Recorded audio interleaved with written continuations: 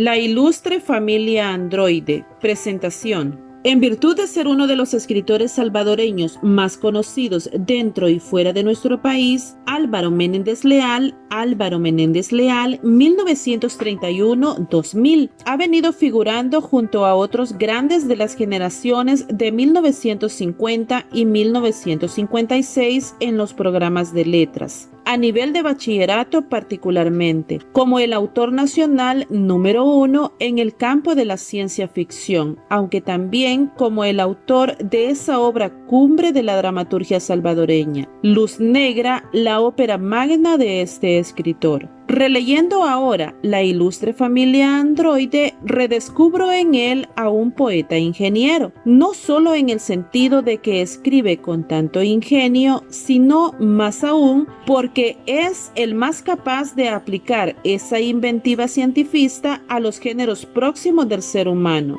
robots, cerebros electrónicos, estatuas o ángeles, que fungen en los relatos de esta obra como los otros yo de nosotros.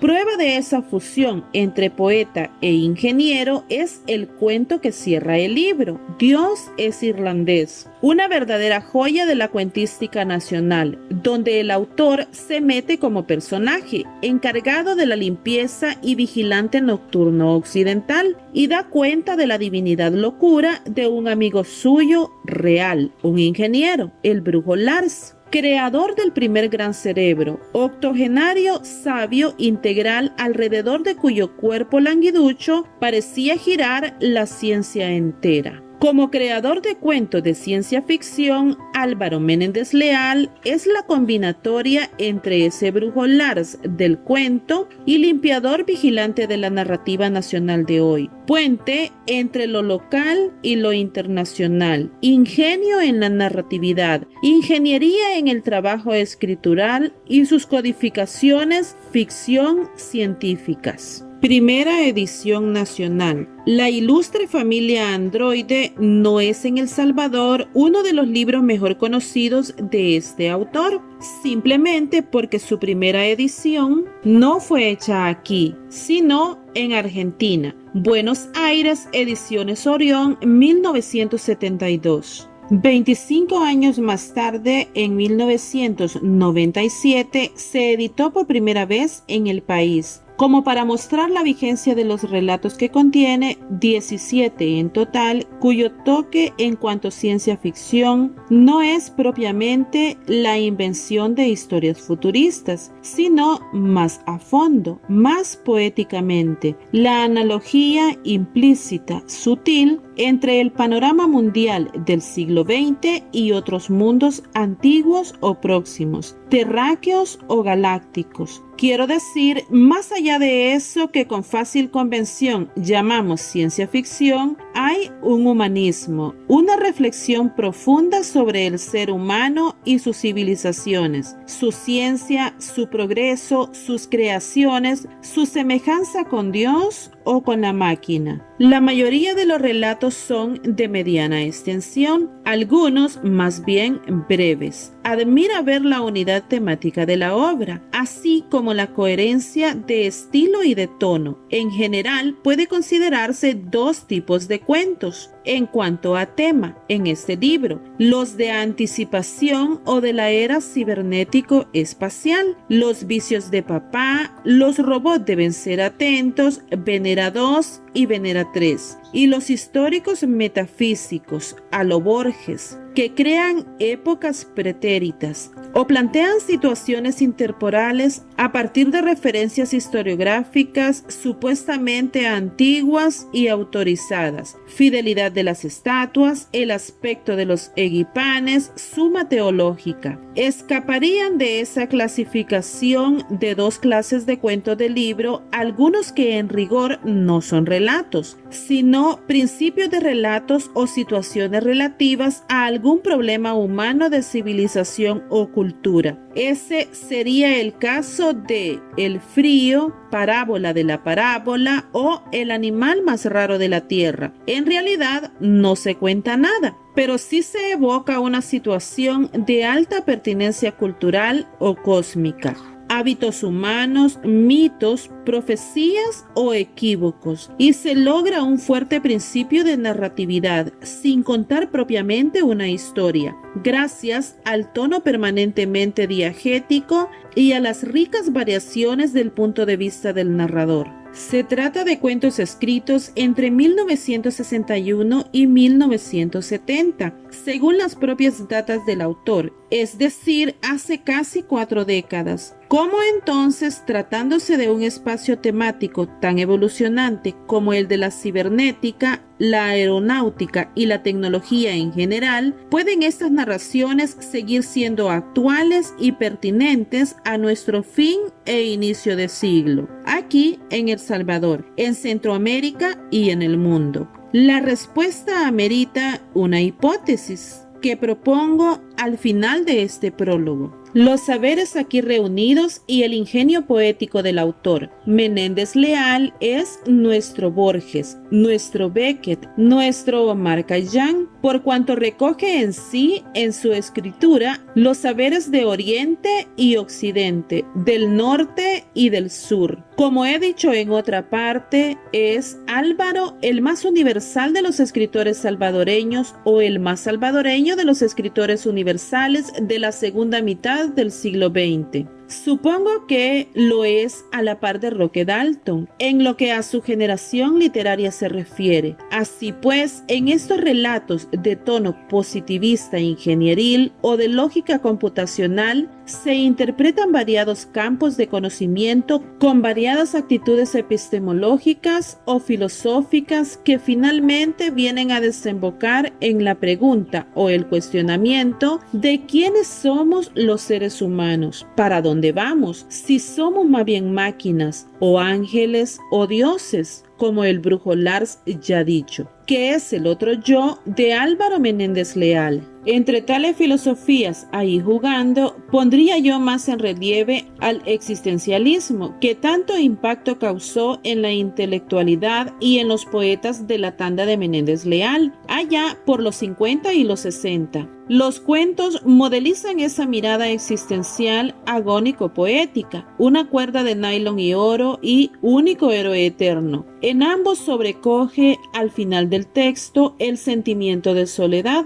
el frío cósmico del sinsentido de la existencia cuando el ser personal transfísico se queda flotando en el espacio y en el tedio como si fuese para siempre. Y alrededor de esa soledad insuperable, otros sentimientos predilectos de los existencialistas, como la incomunicación, la inevitabilidad de la maldad humana. Con seguridad fue mala fe, conociéndole como le conozco, en una cuerda de nylon y oro, entre otros. El otro saber que aparece en primer plano en esta cuentística del escritor salvadoreño es el de la ciencia aeronáutica y cibernética de nuestros tiempos, hija del primer mundo y solo vista, oída y aún contada por unos pocos escritores y lectores del tercer mundo. Ahí desfilan datos y situaciones pertinentes a la ingeniería espacial, la robótica, las formulaciones matematizables y hasta signos mecanográficos, véase Venera en especial, que juegan a ser formas de una codificación jerárquica particular. El tono concomitante a nivel de fraseología, léxico y otras formas de la enunciación que se marcan en el enunciado es positivista, objetivista como de reporte científico. Punto grueso en las tematizaciones de la ilustre familia androide es el que podríamos llamar teleologismo o indagación, cuestionamiento. Sobre Dios, el Génesis, los ángeles, los límites de la creación humana y de la creación divina. No es gratuito que al final del libro esté reservado para Dios es irlandés, que es, entre otros valores, una reflexión sobre la tensión, la lucha entre el creador y la criatura, entre Dios y el hombre o entre el hombre y la máquina. Otro relato modelo es al respecto de la cuestión religiosa, el Génesis de Pascal, una divertida y brillante paráfrasis del primer libro de la Biblia, contado desde el punto de vista de una máquina o cerebro electrónico, para quien Pascal Él es el Dios creador. Las máquinas eran mecánicas, de operación manual eran, y pasó a decir sea eléctrica la máquina de calcular, y la máquina de calcular fue eléctrica, mas era el mismo principio del perno, ahora con motor eléctrico, y vio que era bueno. Otra zona de sentido o campo semántico de la obra que comentamos es la que yo llamaría un historicismo metafísico, en que, ya lo dije, parece ser Borges el pariente más cercano. Creo que en esta línea de significación merece un párrafo aparte ese relato a la vez culterano y velazmente chistoso de la fidelidad de las estatuas. Si se parte de lo que pudiéramos llamar la metafísica de las estatuas, imágenes y demás íconos de la mitología universal, se verá que en este texto el si es, no es de la humanización de las estatuas tiene más de un filo. Al caer a la tierra, la estatua se portó valientemente y dejó de aplastar soldados invasores solo cuando alguien logró cortarle la cabeza de un mazazo brutal. Naturalmente, los soldados romanos lanzaron más estatuas. Tuvo tanto éxito las huestes marmóreas, según la pintoresca descripción de Procopio, que el mausoleo no llegó a caer nunca en manos enemigas y por 1365 años más la construcción siguió sirviendo de fortaleza. En esa misma zona encontramos el aspecto de los egipanes, aunque con menor arraigo factual que el relato anterior, en una confrontación de los seres humanos como fantásticos, extraordinarios y anormales habitantes de la antigüedad, en comparación con otras razas o especies de una antropología fantástica. Y aquí, como en otros relatos del mismo libro, cobra auge el sentido antibélico, la denuncia de la irracionalidad armamentista, implícito en la cuentística de Álvaro Menéndez Leal. Pero fue su mal dirigido cerebro el que lo llevó a su total destrucción, a tal grado que no quedó más huella de su paso por el planeta que la mención ambigua de Pomponio Mela, geógrafo español de la época de Claudio.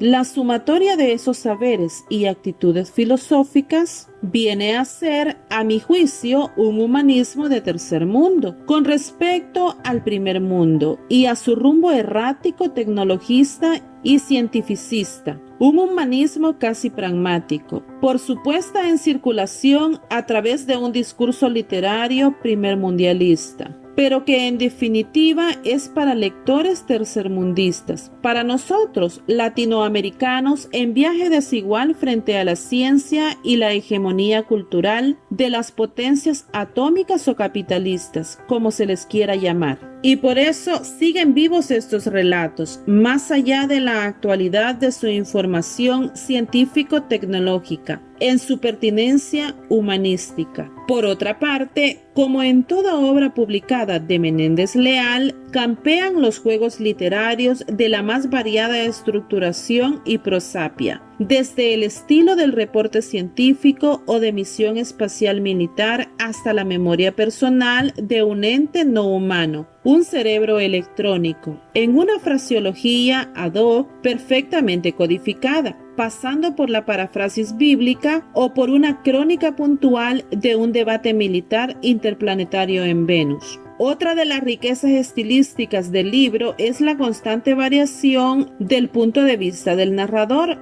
de uno a otro cuento. En vinculación con el rasgo anterior, se establece así un divertimento enunciativo entre el narrador y el implícito cómplice, lector, como en el aspecto de los egipanes. Vosotros que todo lo sabéis, ¿sabéis acaso cuál era el aspecto de los egipanes? Yo lo he sabido recientemente, o como en Memorándum sobre el tercer planeta, donde es el comisionado suplente de la Vía Láctea quien oficialmente se dirige al tercer instituido emérito de Venus para dar su reporte analítico científico de que en la Tierra no puede haber vida por estar recubierta de agua. Y a un nivel más poético, el conjunto de relatos queda semántica y estilísticamente recubierto por una macrometáfora o analogía estético-filosófica general. El hombre es a la máquina como Dios es al hombre, y sus finas variaciones ya dichas. Todo lo cual nos hace pensar, alegres por este escritor salvadoreño y por sus nuevos lectores en particular, que era bueno que se editara aquí y ahora la ilustre